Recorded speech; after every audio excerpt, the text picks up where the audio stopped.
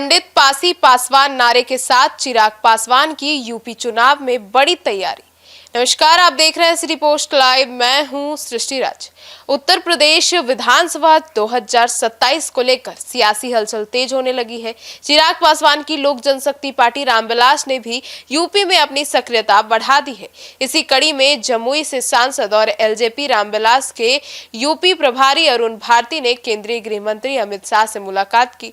सूत्रों के मुताबिक बातचीत में एलजेपी रामविलास के पंडित पासी पासवान नारे का भी जिक्र हुआ। आइए जानते हैं विस्तार से कि पंडित पासी और पासवान नारे से यूपी में एलजेपीआर की जो एंट्री हो रही है उसके क्या मायने हैं। चीफ एडिटर श्रीकांत प्रत्युत्तर से। सर, यूपी में तो एंट्री मार रहे हैं चिराग। उत्तर प्रदेश विधानसभा चुनाव 2027 को लेकर बिहार की राजनीति से निकली चिराग पासवान की एलजेपी रामविलास पासवान अपनी जमीन तैयार करना शुरू कर दिया है। पार्टी ने यूपी के सभी 403 विधानसभा सीटों पर संगठन मजबूत करने की तैयारी का दावा किया है। इसके साथ ही पार्टी का नया सियासी नारा भी सामने आया है, गूंजे धरती आसमान, ठीक है ना, पंडित पासी पासवान। इसी रणनीति के तहत, इसी रणनीति के बीच जमुई से सांसद और एलजेपी रामविलास पासवान के यूपी प्रभारी अरुण भारती अमित शाह से मुलाकात किए हैं और उसको लेकर चर्चा है। मुलाकात के बाद उन्होंने यूपी और बिहार की राजनीति के साथ साथ गठबंधन को लेकर भी पार्टी का रुख साफ किया है। तो माना जा रहा है कि चिराग पासवान बिहार की तरह उत्तर प्रदेश में भी अहम भूमिका निभाने वाले हैं। मतलब कि यूपी में सारे जो विधानसभा सीट है 403, उन सभी पर उनकी तैयारी है। कहा तो ऐसा ही रहे हैं। अरुण भारती के मुताबिक यूपी में पार्टी की तैयारी सभी 403 विधानसभा सीटों पर है। हालांकि उन्होंने साफ किया है कि फिलहाल प्राथमिकता चुनाव लड़ने से ज़्यादा संगठन को मजबूत करने की है। उन्होंने कहा कि पार्टी पहले बूथ स्तर तक अपना संगठन मजबूत करेगी, इसके बाद चुनावी रणनीति को आगे बढ़ाया जाएगा। अरुण भारती ने समाजवादी पार्टी और अखिलेश यादव पर भी हमला बोला।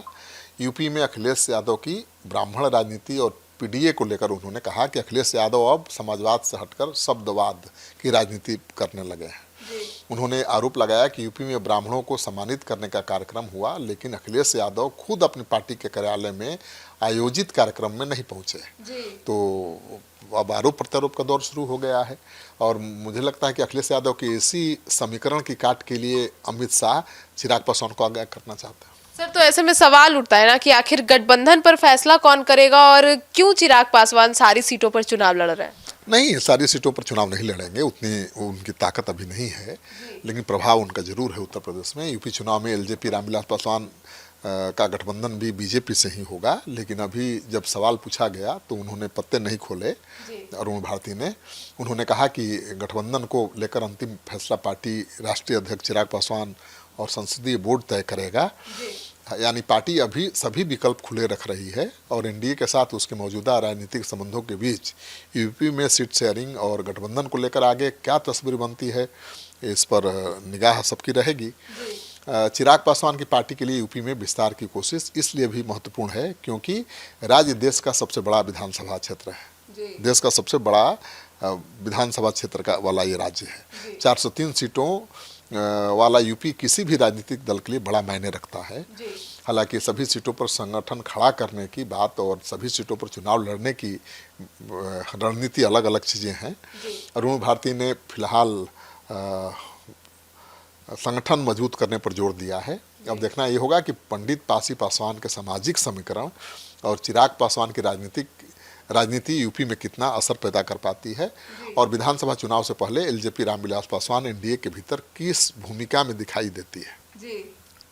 तो सुना आपने। तो अब यूपी चुनाव को लेकर आपकी क्या राय है और पंडित पासी पासवान नारे को लेकर आप क्या सोचते हैं? अपनी राय कमेंट सेक्शन में जरूर बताइएगा। धन्यवाद।